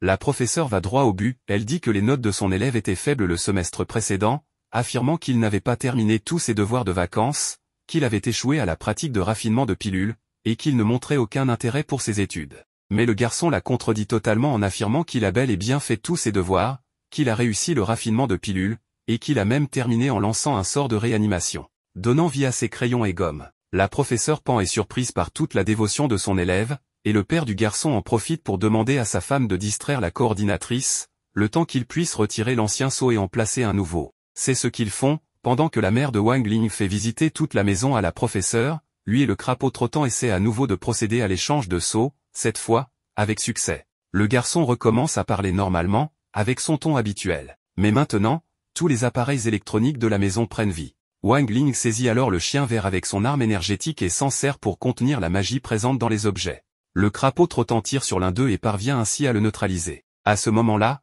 la mère de Ling parle un peu de l'enfance de son fils à la professeure et dit qu'elle ne se soucie pas qu'il ait de bonnes notes ou non, l'important, c'est qu'il soit heureux tous les jours de sa vie. Après avoir immobilisé tous les objets animés, le nouveau seau placé sur Ling commence à mal fonctionner, et craignant que cette énergie ne s'échappe à nouveau, le père du garçon demande au chien vert de dévorer l'énergie qui s'échappe de son fils. Mais le crapaud trottant est paralysé par la peur, car il a déjà utilisé beaucoup de son pouvoir. Son maître, à ce moment-là, parvient enfin à le localiser et arrive immédiatement à la maison du protagoniste. Le Seigneur suprême ouvre la porte, et au même instant, le père de Ling retire le seau pour dissiper toute l'énergie qui s'échappait. Un immense rayon d'énergie jaillit alors du corps de Ling, frappant de plein fouet le maître du chien vert. Celui-ci est évaporé en quelques secondes, emportant même une partie de la montagne voisine dans l'explosion. À la fin de la soirée, l'instructrice Pan prend congé de la famille, en déclarant que désormais, elle ne jugera plus ses élèves uniquement sur leurs notes, mais aussi sur leur attitude et leur éducation.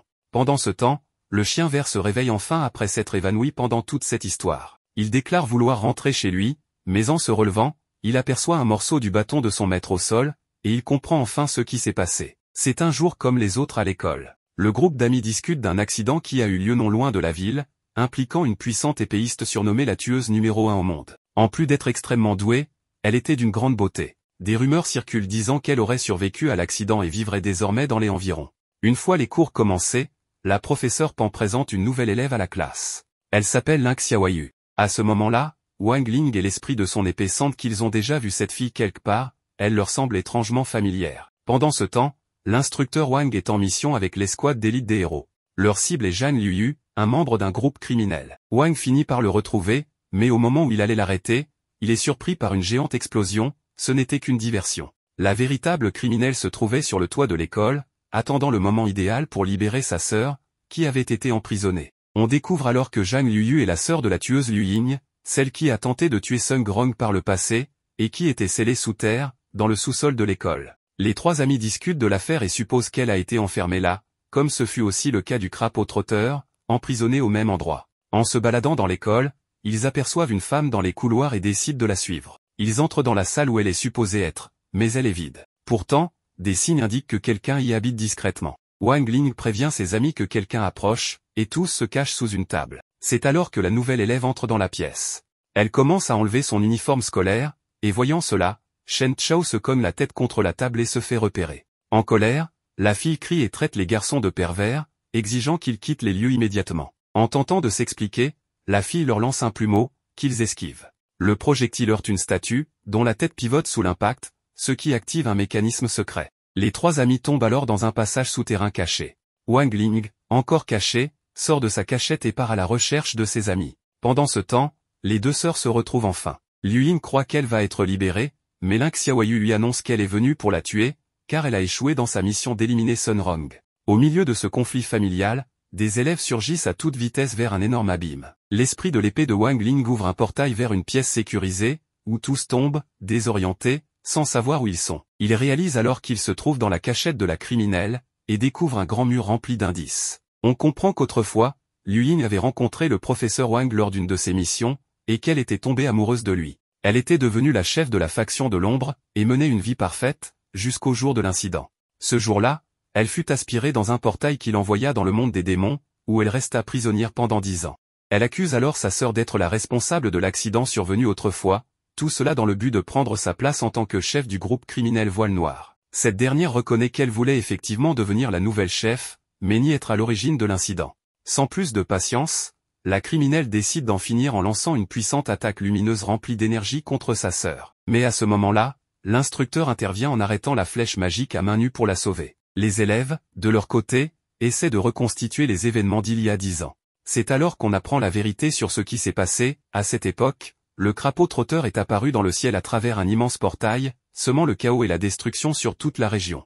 Au même moment, un avion transportant Zhang Liuyu et son bien-aimé survolait la zone de l'attaque. Le roi démon préparait une gigantesque attaque, Mais un gamin surgit et lui donne un coup de pied en pleine bouche, détournant ainsi l'attaque vers le ciel. Cela provoqua la destruction partielle de l'avion, et comme Zhang Liuyu ne portait pas sa ceinture de sécurité, elle fut aspirée dans le portail d'où le crapaud était sorti. Ling utilisa alors une partie de son pouvoir pour sauver les passagers de l'avion, permettant un atterrissage sécurisé. Son bien-aimé lui jura de l'attendre pour toujours, et c'est ainsi qu'il construisit une base à cet endroit, sous l'académie de la 60e faction, en attendant le retour de sa compagne. On découvre alors que l'instructeur Wang était l'amoureux de Zhang Liuyu, et qu'il l'attendait depuis tout ce temps. Il lui avoue que, pour soulager la douleur de l'avoir perdu, il s'est réfugié dans la nourriture, ce qui a changé son apparence. Les deux s'embrassent tendrement, se rappelant leurs anciennes promesses d'amour. Pendant ce temps, Liu Ying boude, énervé par toute cette situation. Le couple s'envole ensuite sur une épée volante, tandis que la criminelle est de nouveau enfermée dans sa cage.